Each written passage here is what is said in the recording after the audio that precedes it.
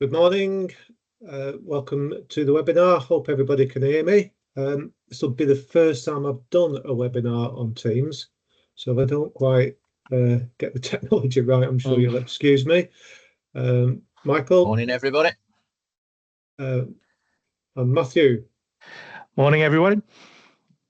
Now, I don't know how we get people to communicate with us. I think Q&A in the chat. So any questions, people can drop in the Q&A. We'll monitor that. Yeah, we are recording this session, so hopefully, if this proves useful, you can download that later. We're going to start off with just doing a quick scene setting, which is Michael is going to do, and then I'm going to go into some technical work and talk you through what we've done to help you out on this particular issue. Okay, thanks, Ken. Morning, everybody. So the reason you're here is obviously this strikes a chord with you that we know there's been a lot of changes happening in the community learning, tailored learning space. Obviously, one of them, the name. So we've now got tailored learning. Another one, the funding model, which you'll know about, has gone from 10 to 11. We're not going to really be discussing all that detail today. But the third one is that last year we had ACL provider type, or type of provision, should I say, as to why the learner is actually doing the course. And last year it was for the colleges really to choose why you thought you were putting that course on.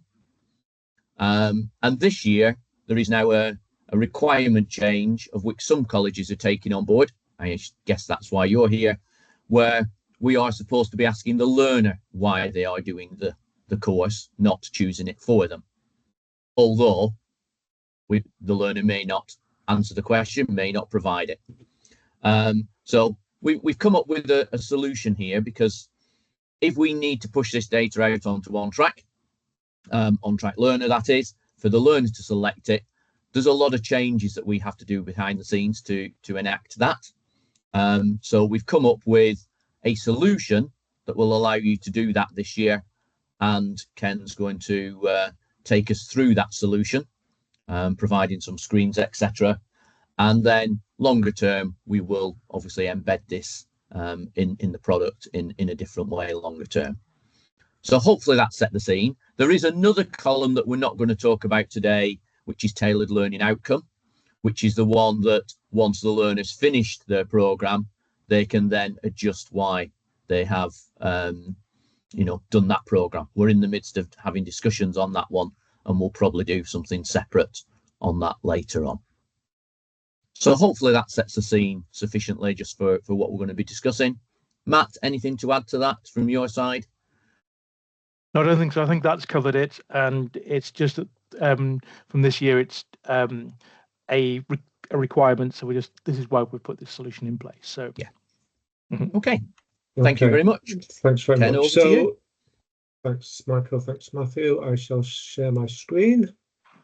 Okay, so before I get into doing some configuration, I want to talk you through what we've got out there on tribal communities, first of all. So if I just go to tribal communities, if you haven't already picked this up, there's a post that we put on, I think it was last week, of the 3rd of July, entitled EBS Adult Community Learning Purpose, and it talks you through pretty much what I'm going to do this morning. Okay, there are a couple of downloads there. So there is a screen that can be used. You can import that. You can either use that screen or take the ideas from that screen, which I'm going to talk through anyway today.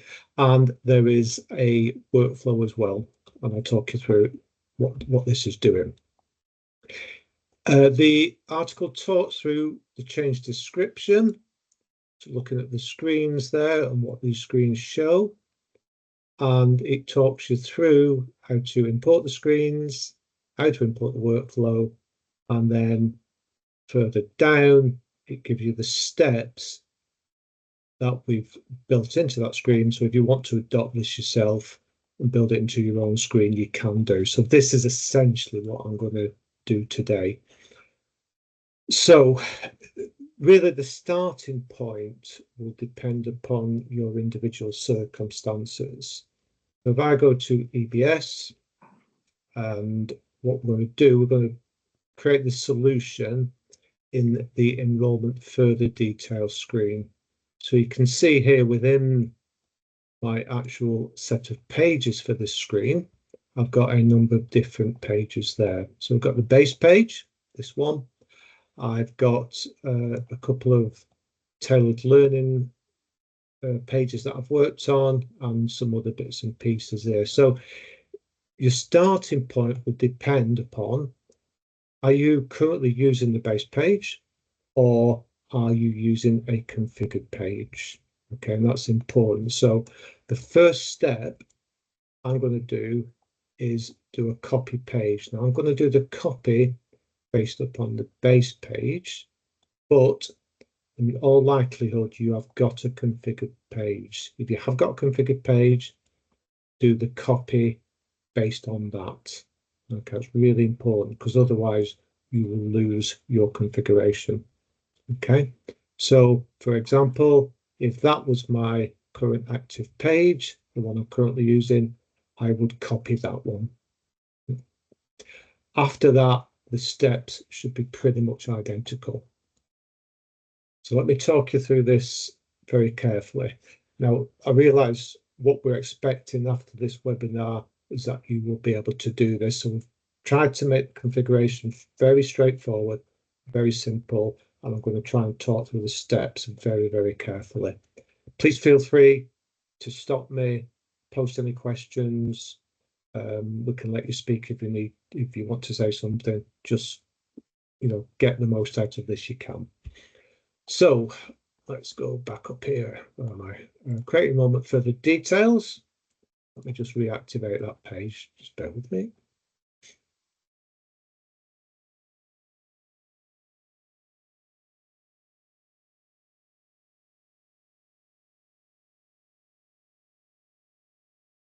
Okay, so first step, copy the page.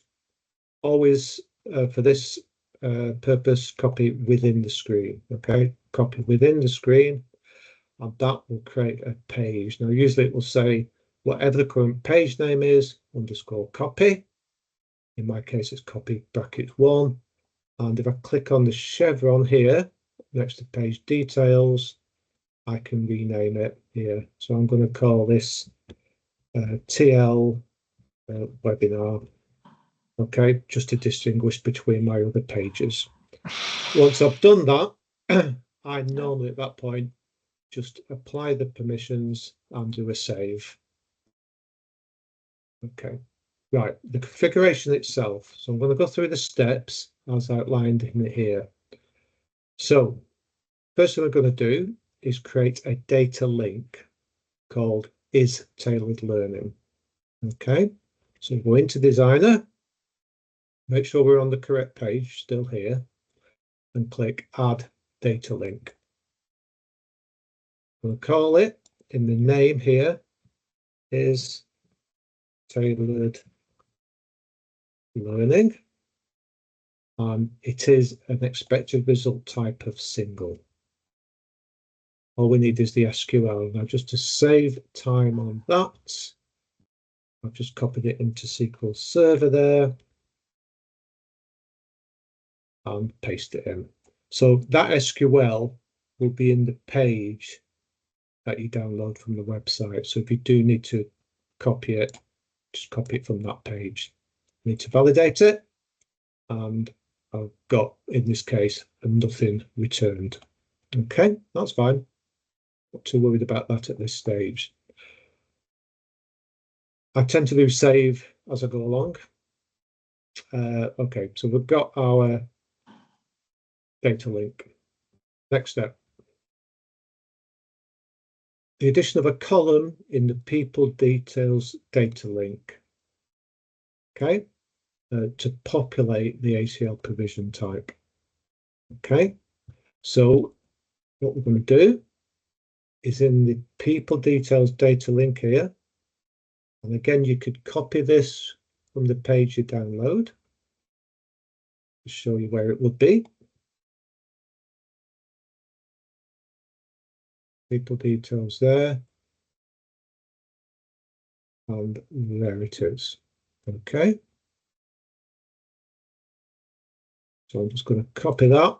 And then in my page, the people details, just before the from people, I'm going to paste that in there. Now, really important point here. We've utilized a field called the EMA course type. So EMA course type is no longer used in England. This ACL provision type is only for England. Okay, so we feel this is a safe field to use. Now, if you don't want to use that, that's absolutely fine.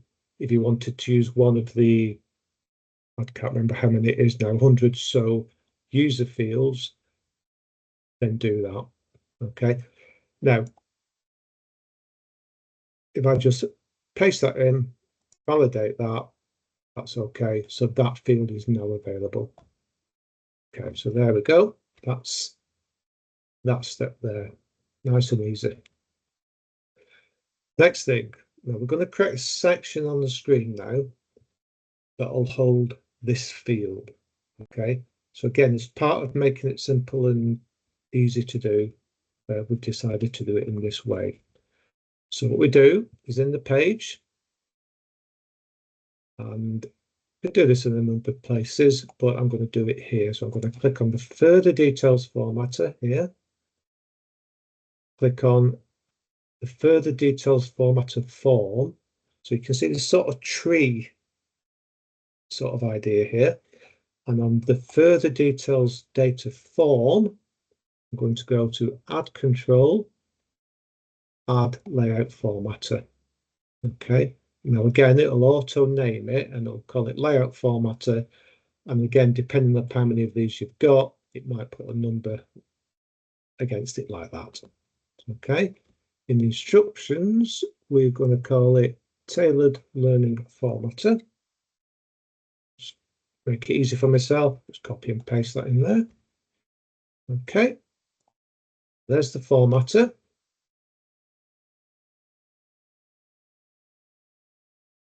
And we're going to link that formatter to the is tailored learning data link. So to do that, on that formatter, which I've named there, against data, drop-down list, we're going to select the is tailored learning. Okay, so that formatter is linked to that data link. We're then going to add a static title to that, or I should say a field. So on there, I'm going to click on add column. And what I've decided to call it is my objective. So this is going to be static text here. So you can call that whatever you want. I've just called it my objective. And I can style that as well. So maybe H2 as the HTML tag type. So these are all formatting things here. So it's not critical, but I'll choose H2 there. Okay, so that's my objective. So that's just going to be a title in that part of the screen. We're then going to add a column linked to the tailored learning column. So that's the field in the data link. So the data link here is returning this field called tailored learning. So on the formatter, I'm going to add a column again. And this time I'm going to untick static text. On column, I'm going to select tailored learning. But I'm going to make it not visible. So all this is going to be used for in a couple of steps is to show or hide the ACL field. We'll see how that pans out. Okay, so we've got formatter. got one field that's static, just says my objective, which you can make whatever you want. And another field, which is an actual column from the data link, but it's not visible. Okay, so we're now under that formatter. I'm going to add a standard control that's linked to the people details data link. So we'll go back on the tailored learning formatter, add control, add standard, give it a name, and I'll give it a name. I don't think I'd give it a name here, so don't worry about that at the moment. We'll come back to that, but you can name that if you wanted, like TL standard will do. Okay, now that standard control is now going to be linked to the people details data link, because that's where the field is we want to ask the learners to enter. Data, people details. Okay. And we're going to this right here. We're going to have the people details data link, sorry, and we're going to use the update people web service. Okay. Quite nice and easy. Under service there,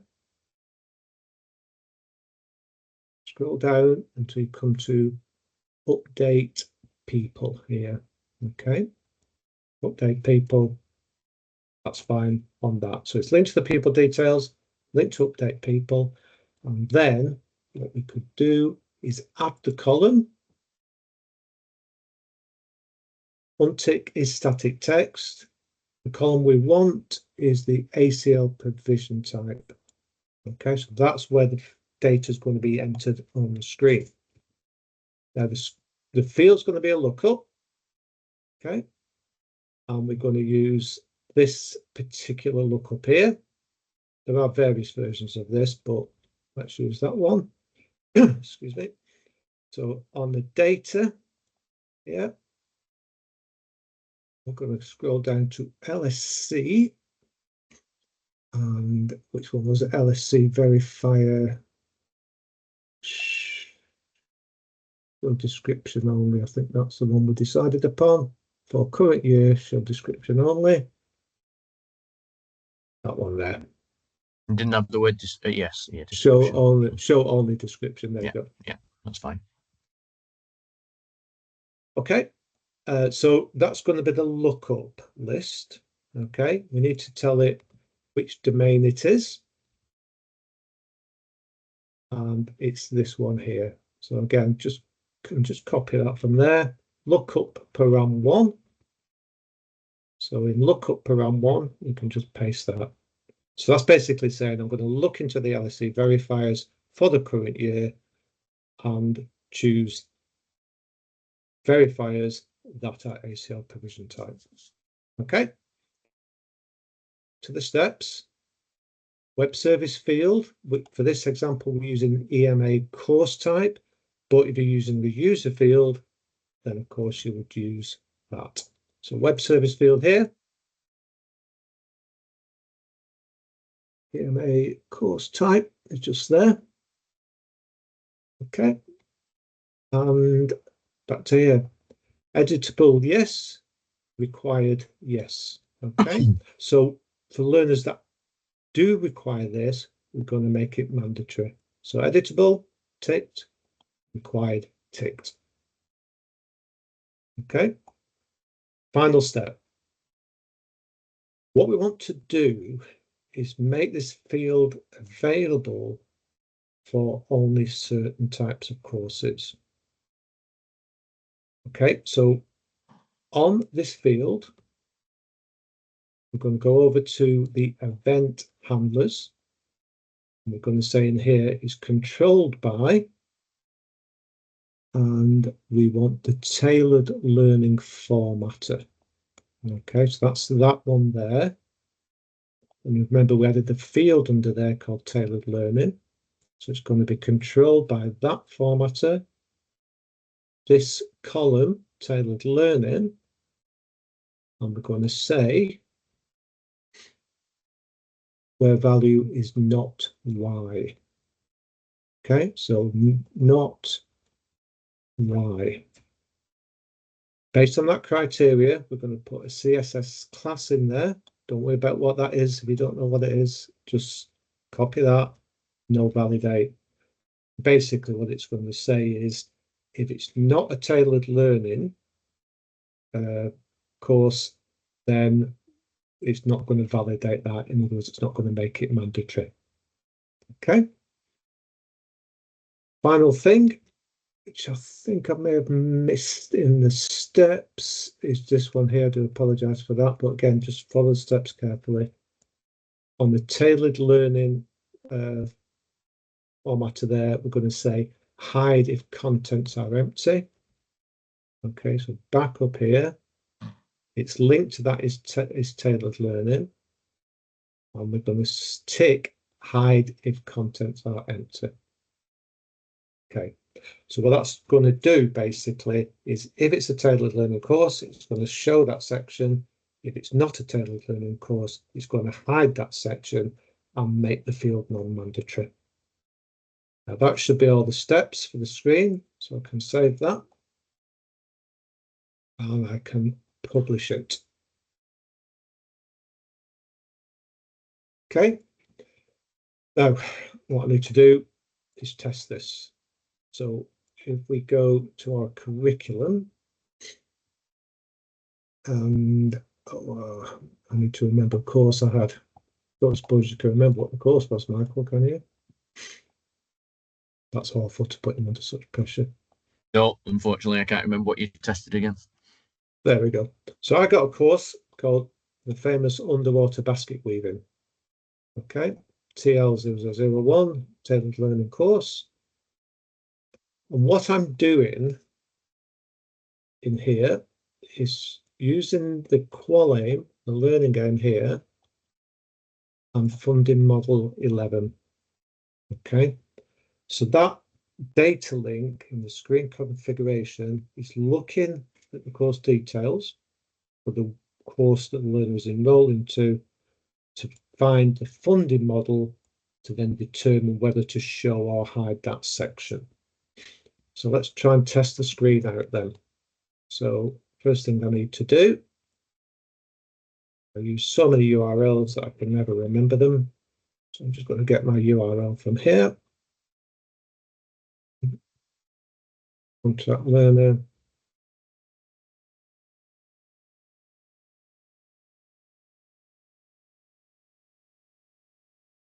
Let's go to here. Just going to log in first of all.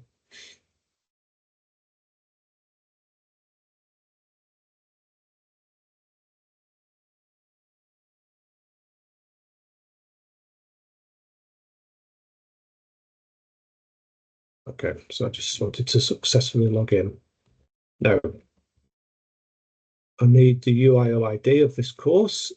I do that through data miner, curriculum, course summary should do it.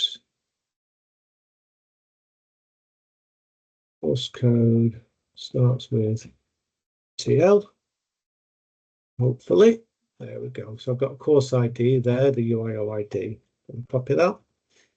Now I can start the enrolment.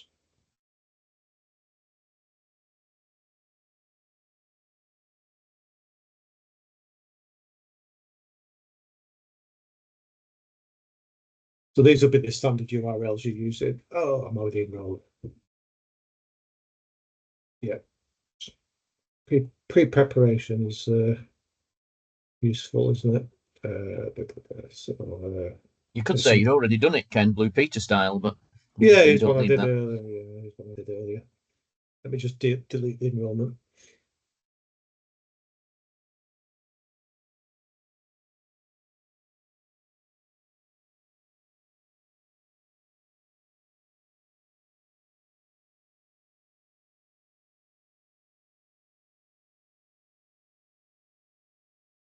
It'll be here somewhere. There we go. Underwater basket weaving. I'll delete that. Okay, all good. Start again.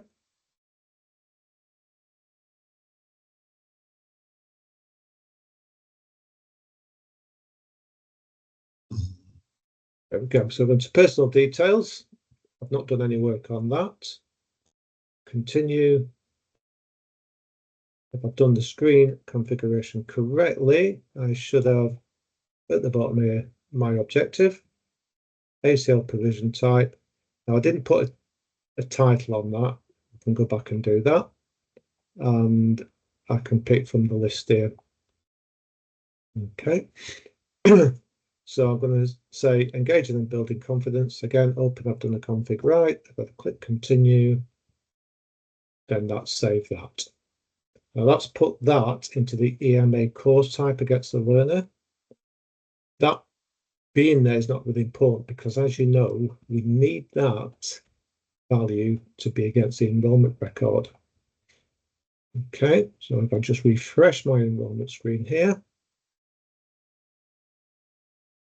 go to that course, you can see I'm now enrolled. And hopefully, there we go. So we've got special details has been ticked here, and the ACL provision type has been put in there. Okay, so how did it get from the create enrolment further details page into special details? That is done via a workflow. So there's a workflow supplied that uses the EMA course type. If I go to workflow manager, it's under product triggers, under application, under learner, under learner updated, tailored learning, and I can see this is the workflow that was run today, just a few minutes ago, just 1 minute ago. Completed successfully. It's the workflow that has copied the EMA course type from the people record into the enrolment record. It's a very simple workflow. If you're using the EMA course type, you won't need to do anything. If you use a user field or some other field, then we will need to edit the workflow.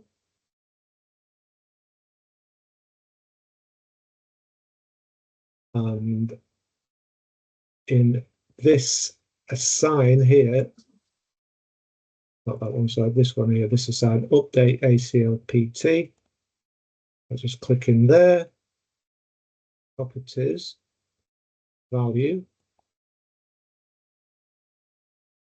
Then somewhere up here, where I've got EMA course type there, what I would do is change that to whatever field you're using. So p.fez user 10, for example. Okay, that's all the change you would need to make. Change that field there, click OK, save and exit. Then you have to do another save here. That will do the job for you. Okay.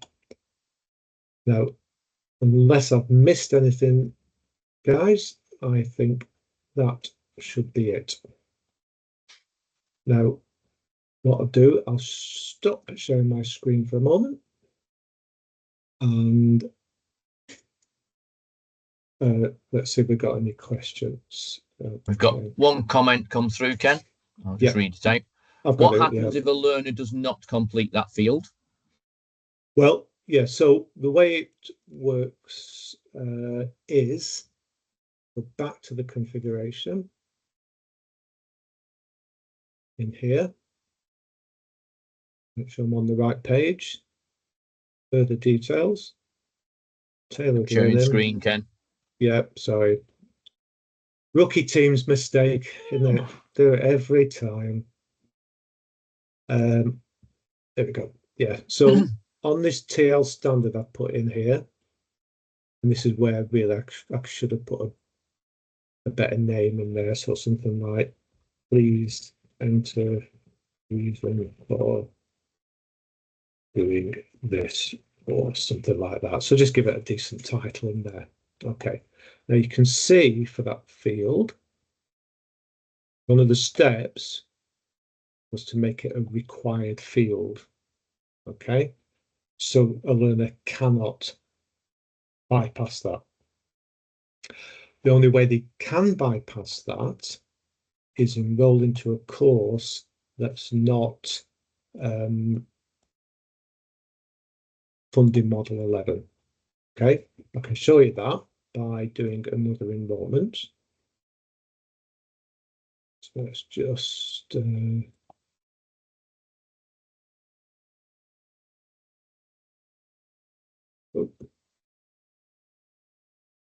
okay. Let's just pick some other course here.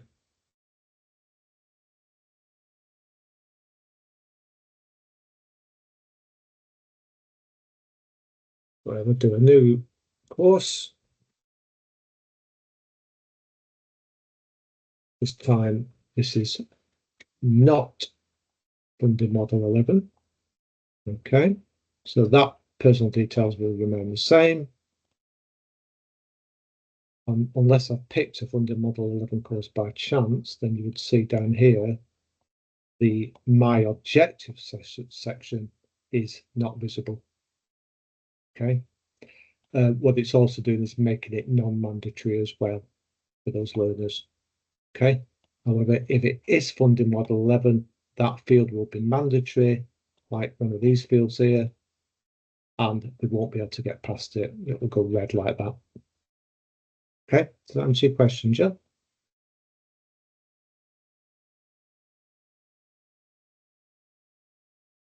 Okay, no other question at the moment. Just one observation, Ken. I don't know if you can just reshare your EBS Central. In the drop downs, we have some unavailable popping up in the ACL provision type. It would be a good housekeeping idea to switch them off in the ILR reference data so learners do not get an unavailable option. Yeah. Let's have a look.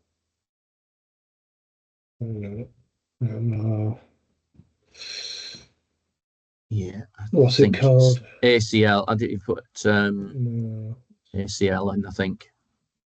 Provision type. No. No.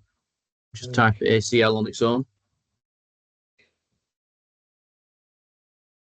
It's community learning. That's it. That's it. That's it. So it's these. How many times can we get different things? Yes. So just switch those off. And you've got the unassigned at 10. That's it. Yeah. So just turn those off, and that'll make them disappear from the list. Get the right funding year, of course, here. Okay, we've got another question popped up from Alex. Yeah. If they go back before enrolment is fully done and change the reason, does it update against the enrolment? I think we've designed it not to. If they go back, I presume you mean like the back button in the browser. I assume that's what Alex means. If he can just clarify that. Yeah.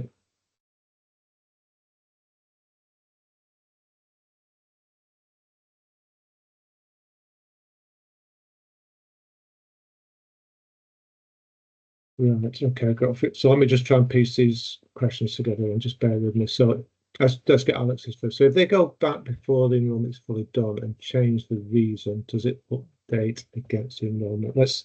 So we could the workflow can be built to cover different scenarios. I think, but well, let me not think. Let me check. Open Alex's mic. Actually, he was been before they have paid, is what he's saying. Maybe log out and come back later on that afternoon. Right, so it's only going to update it if the current special details value is null. Okay, if it's already got something in, it won't update it. Now, if we want that slightly different, then you could just actually take that line out there and that will just Again, be. you're not sharing your screen. Ken. Oh, goodness gracious me. Apologies. In the workflow for the update ACLPT, what we would need to do is remove that line there. So at the moment it's only updating if it's null. Okay. So Alex For the got course that they are enrolling to, isn't it, Ken? yeah. Okay. So Alex, I think had his hand up. Just give me a moment, Alex. Hello, Mike. Okay, Alex, I think you should. I think. Hi, Alex. Hello. Hi, Alex. Thank you for this. It is really good. I'm just trying to piece together this bit of the workflow that you've Yeah. got and the course that they are enrolling on, or courses that they're enrolling on. There's people sort of echoing what others are saying, really, but there's somebody could be enrolling on multiple courses. Mm-hmm. And have multiple purposes of learning, and each of those courses would be different. I personally, I hate this whole tailored learning and purpose of course field. I think it's absolutely useless, but we're sort of as the customers a bit trapped between the whoever the data service and the ILR requirements and the software. So that needing that ability to be able to do it against the particular course, because this seems to be a one-shot only solution. It gets set once, and then that is set. We couldn't remove that line limiting it, because unless you tell me differently, but the workflow that you're attaching it to doesn't know about the course that they're enrolling onto.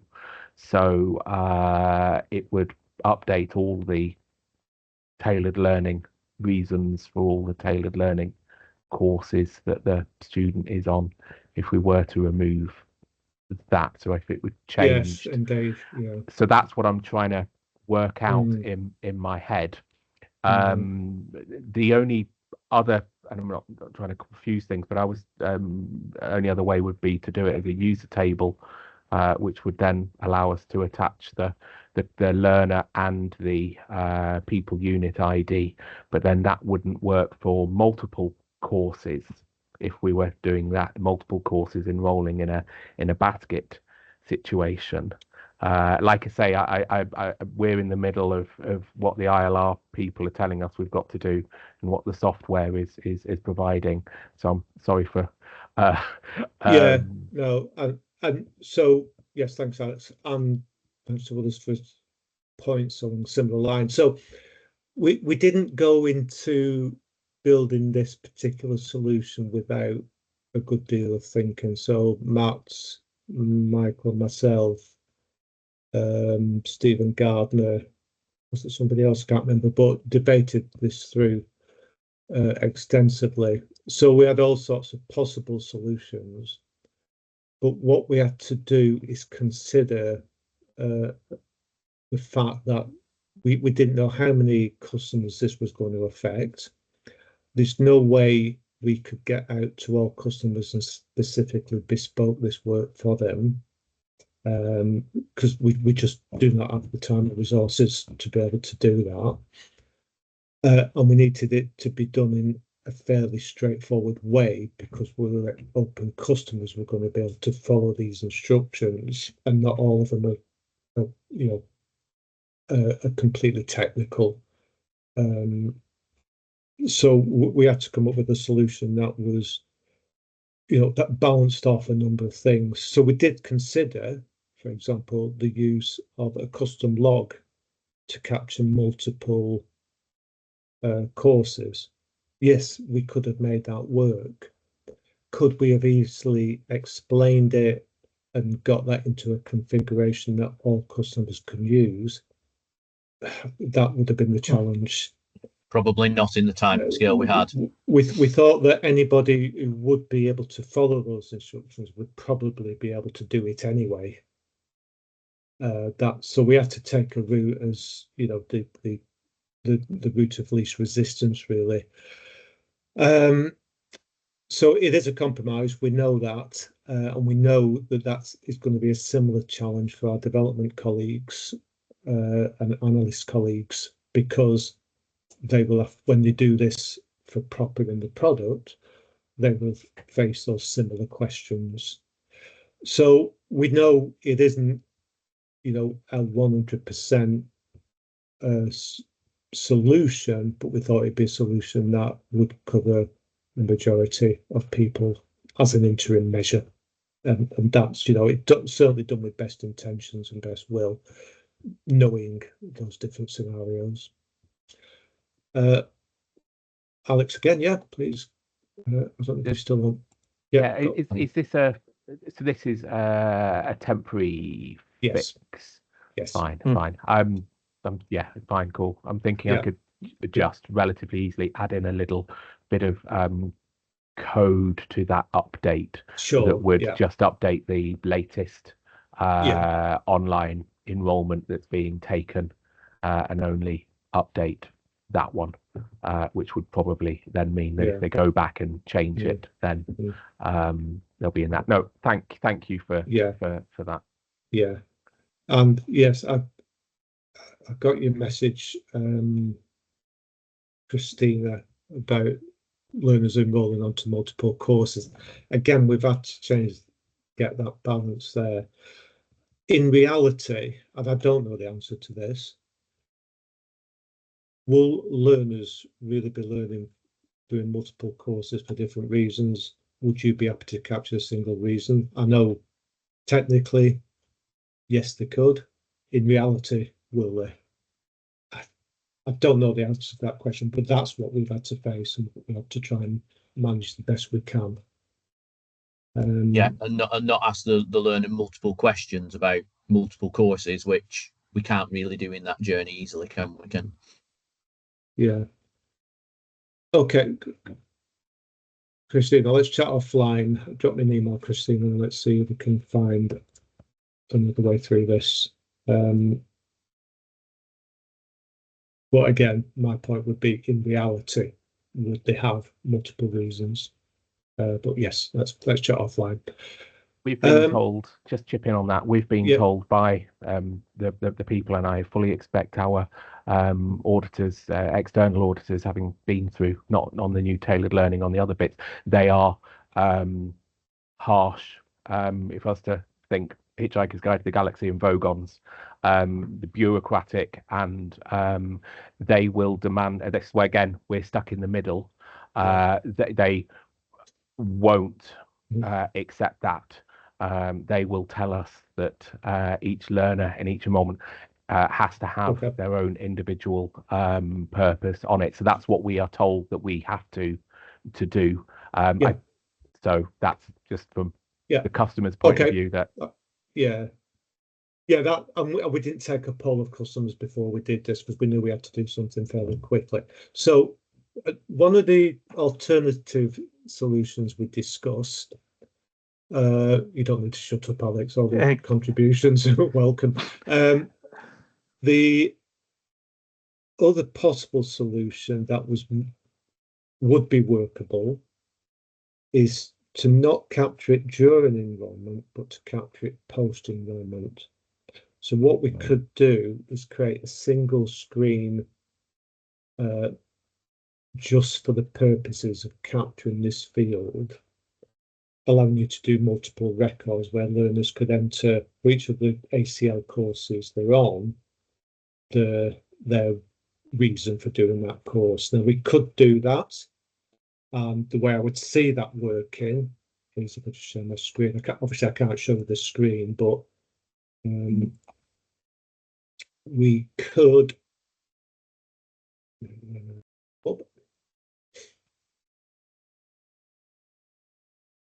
sorry.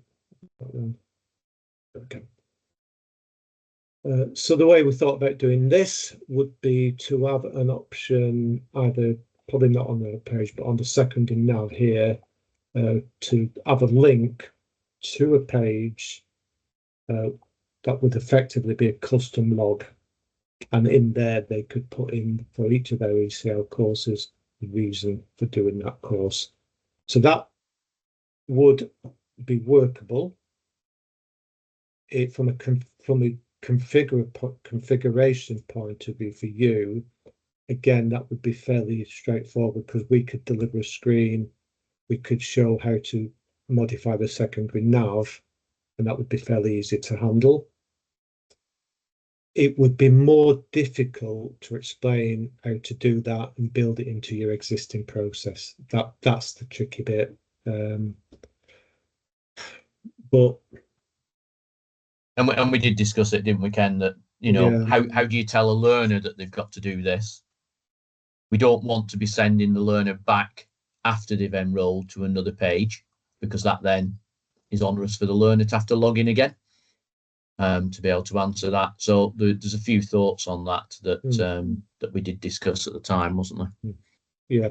The other aspect, of course, not everybody's licensed for custom logs as well. So that, you know, again, these little barriers, we had to consider all of these things. So yeah, we went with the one that would work in 444, so you didn't have to upgrade to 445, because that was one of the questions we got. And the other thing, and I know everybody's talked about baskets and multiple courses. This works if a learner clicks from a website to enroll in a course now, and then comes back 10 minutes later and goes from your website and enrolls on another course. This process works perfect. It's just that if they're in a basket on multiple courses, we will be putting the same one against all the ones in the basket, won't we, Ken? So again, there possibly is something to pick up there for the multiple ones, but we know, yes, you're totally right, Alex. You know, we know learners won't go back and do something after the event. Yeah. So let us know how you get on with that, and obviously keep the communications open. If there is a more practical solution that we can actually put in place before, as we know, we were asked that learners are enrolling from this week. So that's why we got something out that would allow you to capture 98% of those, hopefully, at day one. And we know you can always put a default on a course as well. I know some colleges actually are just ignoring it for now, which is their call, not ours, and they're just putting the default ACL provision type against the course and not going through this. But again, as Alex says, how will auditors see that? We can't judge that. Okay. Yeah, we'll take the feedback on the multiple courses. We'll have another conflab internally and just see if we can think of a way of addressing that. But I appreciate you taking time out to listen to our offering, and totally appreciate the comments and the constructive contributions there. I think I've got one question about where is the course, the EMA course type. I think it's probably not visible on the screen. I'm just going to have a look. I'll share my screen in a moment. While you're doing that, I'll just answer another question. Somebody's just said, if you have the default set at the course, does this override that? Yes, it does, because this is special details. And as you know, special details always overrides what we put at the default of the course. So you can have a mixed solution of defaults at the course, learner selecting it. So if I go into Screen Manager, into the learners module, get there eventually, learner detail module there, into the learner detail screen. If I search for EMA,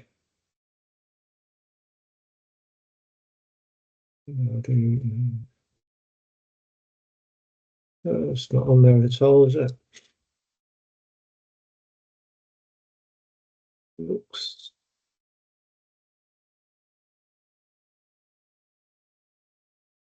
Oh, I would have thought it would have been there from. I don't think there's EMA IDs there, but no, I Well, don't think it is on the England configuration, Ken.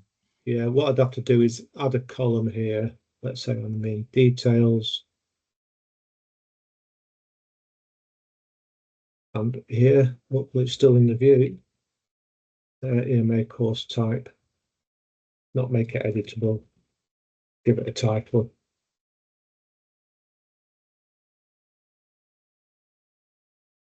Yeah, that would make it visible. To make it visible, I would have to log out and log back in again.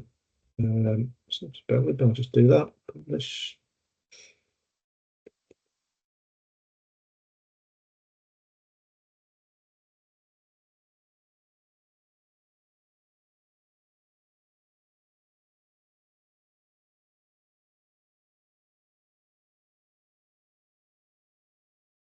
And while that's just coming, Ken, Alex just put another comment on about linking it to the order ID. I think we're already linking to the UIO ID of the enrolment, aren't we? And only updating that one where it's not. Again, it's sort of assuming that the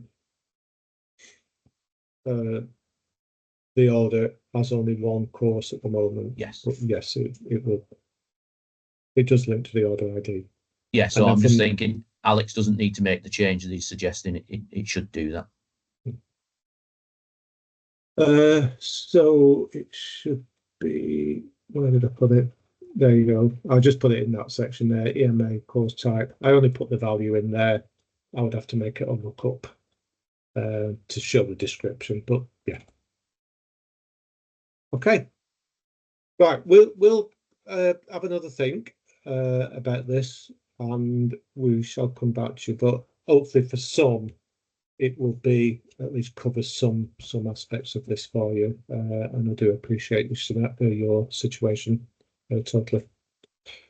Okay. And you may be better putting this in the absence of anything else to get the 95, 98%, and then tweaking it if there is a better solution down the road, I would suggest. Yeah, I like it. Definitely. Okay. Just got another question being typed, I think. Thank you. Thank you, Pauline. Okay. Thank you, Christina. And thank you others as well. Yeah, thanks very much. Take care, guys.